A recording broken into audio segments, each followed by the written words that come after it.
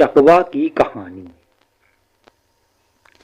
भूतों में आत्मा, पिशाच, राक्षस, बुरी आत्मा जैसे प्रकार होती हैं, लेकिन उनमें भी एक प्रकार है चकवा, जो बहुत लोगों को नहीं पता है। गांव वाले लोग इन चकवा के बारे में अच्छी तरह जानते हैं। चकवा का मराठी में मतलब है चकमा देने वाला। आखिर चकवा क्या चीज है? दरअसल चकवा एक पिशाच होता है जो रात में बाहर आता है और जंगली इलाकों में पाया जाता है। इनकी खासियत ये है कि ये किसी भी इंसान का रूप ले सकता है। ज़्यादातर अपने पहचान के व्यक्ति का रूप लेता है ताकि जाल में फंस जाए, और ये अपने शिकार को 2 बार आवाज़ देकर बुलाता है। चकवा कभी तीसरी आवाज़ नहीं दे सकता, ये उनकी खासियत है, और ये अपनी आंख बंद चालू करते रहते हैं। ये पिशाच जाल में फंसे इंसान को जंगल में ले जाकर मार देता है। चलिए शुभम की कहानी सुनते हैं, जिसका सामना चकवा से हुआ था। हेलो, मेरा नाम शुभम है। मैं एक छोटे शहर में रहता हूँ। मुझे याद है 12वीं की एग्ज़ाम अभी ख़त्म हुई थी। एग्ज़ाम के बाद 1-2 महीने की लंबी छुट्टियाँ थी, इसलिए हर साल के मुताबिक मैं इस साल भी अपने मामा के गांव छुट्टियां बिताने जाने वाला था। मामा का गांव अंजीवाड़ी घने जंगल में था। ये गांव छोटा है और पहाड़ी इलाकों के बीच में है। गांव छोटा है इसलिए इस गांव से एक ही बस जाती है। जब मैं गांव पहुंचा तब काफ़ी खुश था। शहर से काफ़ी दूर, न कोई गाड़ियों का शोर, ना ही प्रदूषण। बस उतरते ही मामा मुझे लेने के लिए खड़े ही थे। मैं गांव आया इसलिए मामा भी बहुत खुश थे। हमारे मामा के पास बहुत खेती और गांव में उनकी बहुत इज्जत थी। जब मैं घर पहुंचा तब शाम हो चुकी थी। घर पर मैं आने पर सब कुछ थे मामा, दादा, दादी, मामा के लड़के भी। इतना सफ़र करके मैं बहुत थक गया था, इसलिए खाना खाकर सो गया। दूसरे दिन मैं सुबह जल्दी उठ गया। कैसे गांव में सुबह लोग जल्दी उठ जाते हैं। मामा के लड़के राजू और सुरेश मुझसे पहले उठ गए थे। वैसे वो उनका रोज का समय था।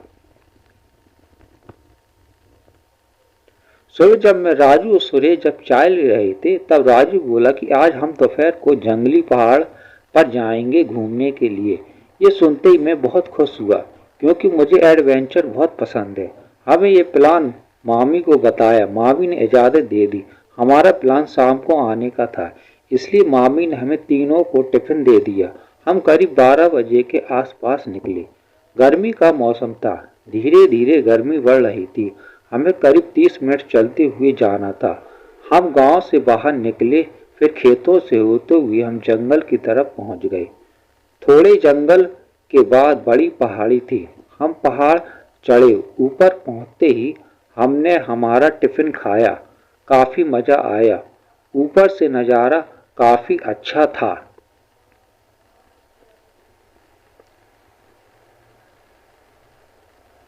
हम करीब 4 बजे तक घूमे और घर तक लौटते हुए हमें शाम हो गई। तब मामा भी खेती से लौट रहे थे। हमने उनकी हमारी सारी बातें बताई।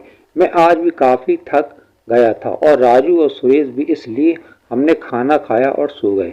लेकिन आगे जो भी होने वाला था वो काफ़ी डरावना था। मुझे याद है उसी दिन करीब रात के 2:30 बजे मुझे सुरेश की आवाज़ आई और मैं जाग गया। मैं अपने बिस्तर से उठा और सामने वाले रूम में आया। वह कोई नहीं था, इसलिए मैंने खिड़की खोली और बाहर देखने लगा। और तभी फिर से मुझे सुरेश की आवाज़ आई। वो घनी झाड़ियों के पीछे खड़ा था। मैंने सोचा इतनी रात को बाहर क्या कर रहा है। मैंने लाइट जलाई और दरवाज़ा खोलकर बाहर गया, लेकिन मैंने जो देखा वो काफ़ी डरावना करने वाला था। वो सुरेश तो था, लेकिन लग नहीं रहा था। वो अपनी आंखें बंद चालू कर रहा था। मैंने कहा, अरे सुरेश, तुम इतनी रात बाहर क्या कर रहे हो? वो बोला कि सुबह मेरा मोबाइल फ़ोन पहाड़ी पर रह गया, चलो जाते हैं लेने। मैं गुस्से से बोला, तुम्हें समय पता है क्या हुआ? ये कहते हुए मेरी नज़र उसके पैरों की तरफ गई। दोस्तों, जो मैंने देखा उसमें मैं करीब बेहोश होने वाला था। उसके पैर उल्टे थे। ये देखकर मैं जोर से चिल्लाया। जैसे ही मैं चिल्लाया, घर वाले सब उठ गए, मामा, मामी, सब। मैं अचानक जमीन पर गिर गया और वो डरावना सुरेश वहां से गायब हो गया। मुझे मामा ने उठाया। तब वह सुरेश और रमेश दोनों खड़े थे। शकल से काफी डरे हुए लग रहे थे। मैं गुस्से से बोला, क्या तुम्हें यही टाइम मिला मजाक करने को? सुरेश बोला, नहीं साहब, मैं अभी उठा हूँ तुम्हारी आवाज से। ये सुनकर मैं तो कांपने लगा। मामा ने मुझे उठाया और घर में बैठाया और पूछने लगी, क्या हुआ था सुबह? मैंने सारी कहानी बताई। सबके चेहरे पर डर साफ नजर आ रहा था। तभी मामा ने मुझे सोने को कहा। मानो मामा को सब पता है, लेकिन डर के मारे नींद नहीं आई। सुबह जब मैं उठा तब मामा घर पर ही थे। आज वो खेती में नहीं गए। जब मैं चाय ले रहा था तब उन्होंने मुझे बुलाया और बोले, रात में तुम जिसे मिले हो वो एक पिशाच चकवा था।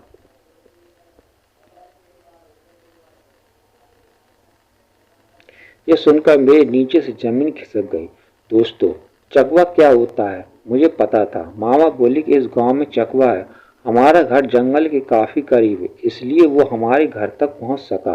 मामा बोले, करीब 2 महीने पहले पड़ोस के लड़के की लाश मिली थी, उसके घर के थोड़ी दूर जंगल में। वो काम इसी चकवा का था। शायद उस पिशाच ने तुम्हें जंगल में देख लिया था, इसलिए वो यहाँ घर तक पहुंचा। इस घटना के बाद मुझे उस गांव में अजीब लगने लगा। मैं 2 दिनों में ही घर लौट गया। आज भी जब मैं मंजर याद आता है तो काफी डर लगता है। मामा के गांव बुलाने पर मैं 10 बार सोचता हूँ।